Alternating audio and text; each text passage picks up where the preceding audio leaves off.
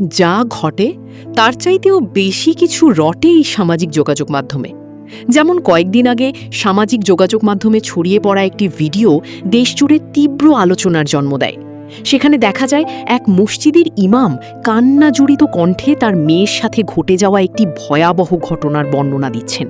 তিনি অভিযোগ করেন, গ্রামের কিছু বখাটে রাতের অন্ধকারে তার ঘরের দরজা ভেঙে ফিল্মি কায়দায় তার মেয়েকে জোর করে তুলে নিয়ে যায়। অসহায় সেই বাবা সবার কাছে ন্যায় বিচার চান। কিন্তু ঘটনার মোড় ঘুরতে বেশি সময় লাগেনি। কিছু মানুষ দাবি করতে শুরু করে মেয়েটির সাথে ওই ছেলের দীর্ঘদিনের প্রেমের সম্পর্ক ছিল এবং সে স্বেচ্ছায় তার সাথে পালিয়েছে। এমনকি ইমামের বিরুদ্ধে মিথ্যা অপপ্রচার চালানোর অভিযোগও তোলা হয়, যেন তিনি নিজের সম্মান বাঁচাতে গল্প সাজাচ্ছেন। কিন্তু পরিস্থিতি আবার পাল্টে যায় যখন আরেকটি ভিডিও সামনে আসে।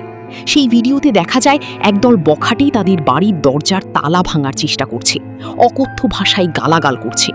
আর ঘরের ভেতরে ভীত সন্ত্রস্ত মেয়েটি এক কোণে চুপ করে বসে আছে। তার বাবা মা অসহায়ভাবে আহাজারি করছেন। এই দৃশ্য যেন আগের সব দাবি দাবাকে প্রশ্নবিদ্ধ করে তোলে। তবুও দুঃখজনকভাবে কিছু মানুষ এখনও মিথ্যা জবানবন্দি দিয়ে ঘটনাটিকে ধামাচাপা দেওয়ার চেষ্টা করছে। সত্যকে আড়াল করে ভুক্তভোগী পরিবারকেই দোষারোপ করার এই প্রবণতা আমাদের সমাজের এক নির্মম বাস্তবতা।